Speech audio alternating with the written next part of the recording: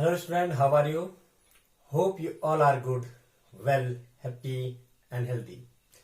बच्चों, आशा है आप सब लोग दिन रात अपनी पढ़ाई में व्यस्त होंगे और अपना वर्क पूरा कर रहे होंगे और पूर्ण मनोयोग के साथ अपनी पढ़ाई कर रहे होंगे। बच्चों, आजकल हम पढ़ रहे हैं संज्ञा। पिछले भाग में हमने संज्ञा का आधा जो अध्याय है वो कवर कर लिया है। आज हम पढ़ेंगे संज्ञा भाग 2। बच्चों, हम पूर्व ज्ञान से जोड़ते हैं। सबसे पहले हमने पढ़ा था संज्ञा। संज्ञा किसी व्यक्ति, वस्तु, स्थान या भाव के नाम को हमने कहा संज्ञा कहते हैं। और उसमें हमने बहुत सारे एग्जाम्पल भी देखे थे। एक बार आप फिर से वो वाली वीडियो देख लीजिए। फिर हमने पढ़ा था संज्ञा के प्रकार। उसमें हमने 3 प्रकार पढ़े थे। पहला था हमारा व्यक्तिवाचक, ओके।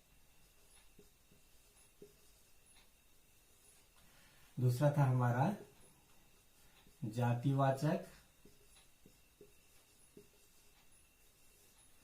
और तीसरा था हमारा भाववाचक।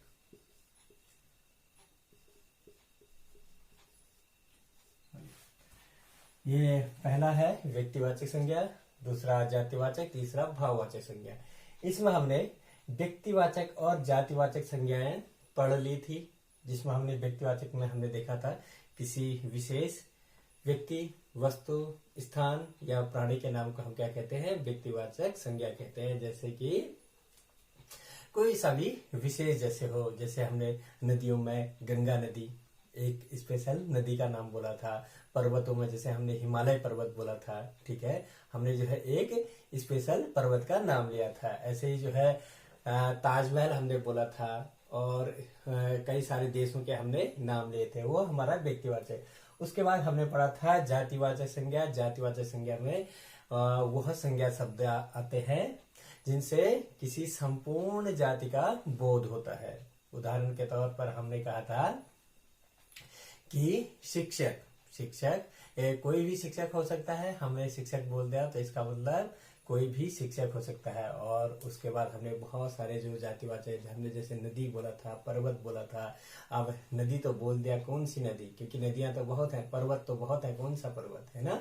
हमने किसी एक का नाम नहीं लिया था, हमने उसकी विशेष जाति को बोल दिया था। जैसे हमने लड़के कौन से लड़के तो बहुत सारे होते हैं, कौन सा लड़का है ना।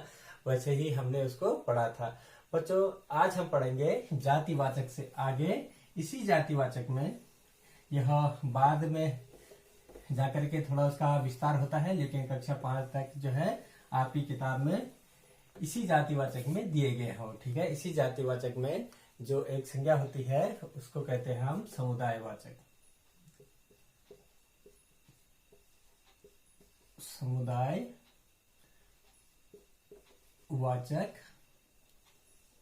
संज्ञा वह इसी जातिवाचक के अंतर्गत आते हैं। इसको हम कव कर लेते हैं, ठीक है।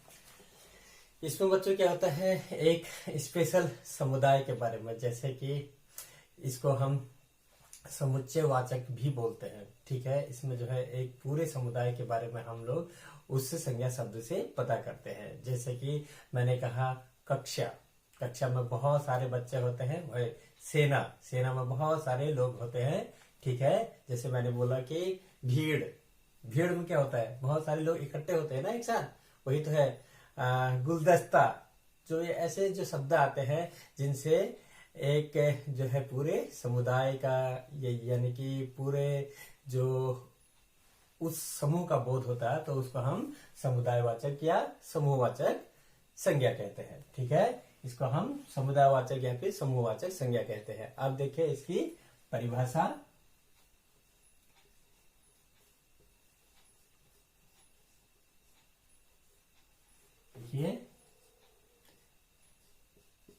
जिस संज्ञा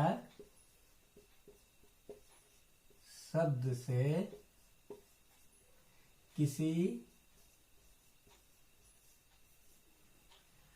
प्राणी या के आदि के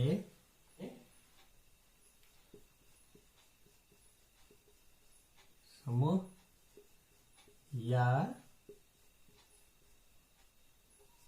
समुदाय आदि का बोध होता है,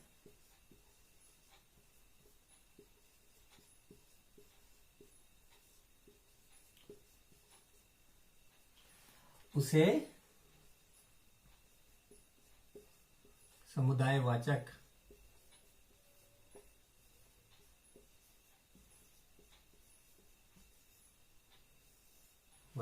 संज्ञा कहते हैं। संज्ञा कहते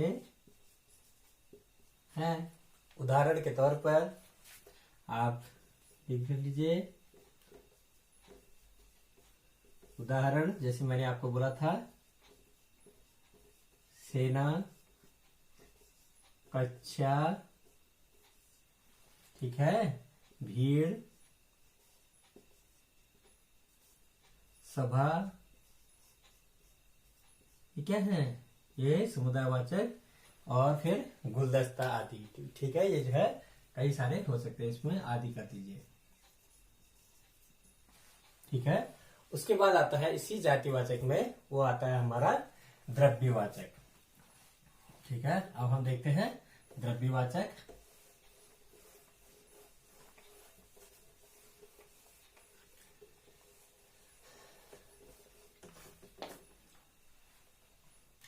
द्रव्यवाचक संज्ञा,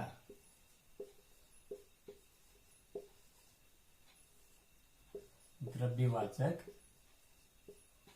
संज्ञा। द्रव्य का मतलब होता है पदार्थ, कोई सा पदार्थ, ठीक है। परिभाषा,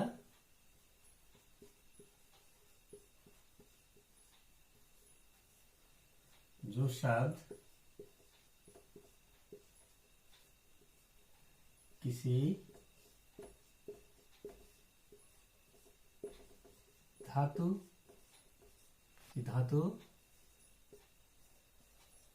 द्रव्य तथा पदार्थ का बोध कराते हैं,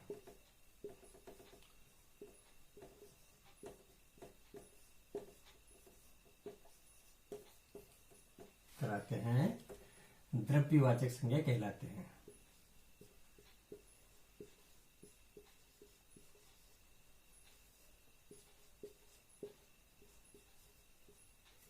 संज्ञा कहलाते हैं।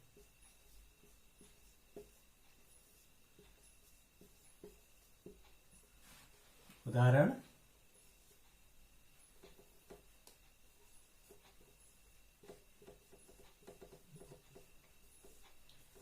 बच्चों ये देखा आपने, जो शब्द किसी धातु, द्रव्य तथा पदार्थ का बोध कराते हैं द्रव्यवाचक संज्ञा कहलाते हैं। धातु जैसे सोना, चांदी, लोहा आदि। पदार्थ में कोई सा भी पदार्थ हो गया, जैसे पानी देख लीजिए, तेल देख लीजिए, ऊन देख लीजिए, कपड़ा, कोई सा भी जो ये पदार्थ होता है इसको पदार्थ कहते हैं, ठीक है। तो जो इनका बोध कराते हैं उनको द्रव्यवाचक संज्ञा कहते हैं। उदाहरण के तौर पर आप देखिए, सोना, ये जो है सोना, नींद वाला सोना नहीं है, ये धातु सोना है। सोना, लोहा, तेल, तेल, और क्या हो जाएगा, घी, चीनी, ये क्या है, पदार्थ है। तो बच्चों हमने जाना द्रव्यवाचक संज्ञा। अब हम अंत में पढ़ते हैं भाववाचक संज्ञा।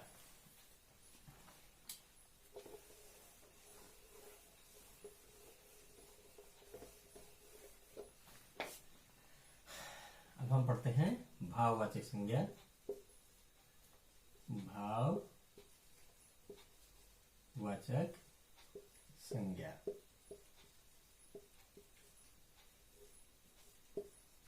हम यहां देखते हैं परिभाषा। सबसे पहले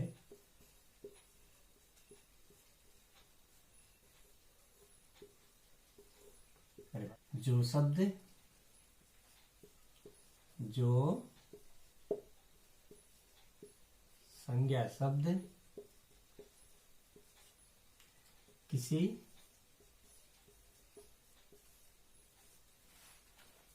व्यक्ति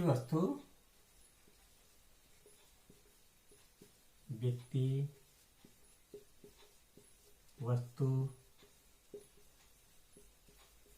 स्थान आदि के गुण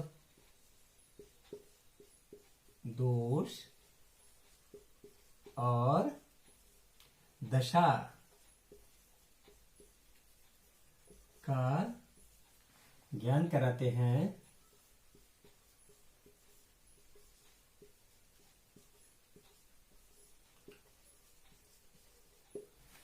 क्या कहलाते हैं?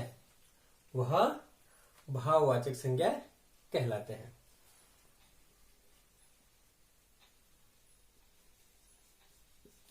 भाववाचक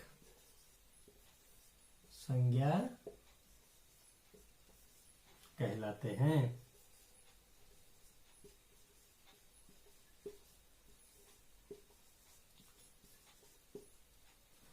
तो बच्चों, हमने क्या पढ़ा? जो संज्ञा शब्द किसी व्यक्ति वस्तु स्थान आदि के गुण दोष और दशा का ज्ञान कराते हैं। गुण किसी की अच्छाई, ठीक है, और उसके दोष जो भी उसमें दोष होते हैं, और दशा उसकी स्थिति कैसी है उसके जो बोध कराते हैं, तो उनको क्या कहते हैं? ज्ञान कराने वाले दशा का ज्ञान कराते हैं, भाववाचक संज्ञा कहलाते हैं। ठीक है, तो बच्चों इसमें देखिए अब हम उदाहरण लिखते हैं।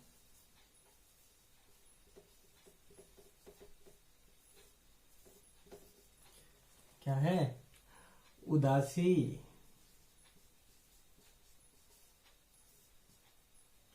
बचपन, बुढ़ापा, जीत, खुशी आदि। ठीक है,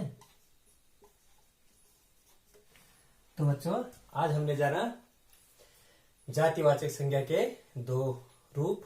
उसमें हमने देखा समुदायवाचक और द्रव्यवाचक। उसके बाद हमने पढ़ा भाववाचक संज्ञा, जो संज्ञा शब्द किसी व्यक्ति वस्तु स्थान आदि के गुण दोष और दशा का ज्ञान कराते हैं, भाववाचक संज्ञा कहलाते हैं। उदाहरण उदासी, बचपन, बुढ़ापा, ठीक है, जीत आदि। तो बच्चों ये था आज का वीडियो। आप इस वीडियो को ध्यान से देखिएगा और मैं जो पीडीएफ के माध्यम से आपको काम भेजूंगा उसको साफ और सुंदर लेख में अपनी उत्तर पुस्तिका में आपको लिखना है। वीडियो को देखिएगा और उसमें कमेंट कीजिएगा। आज के लिए इतना ही, धन्यवाद।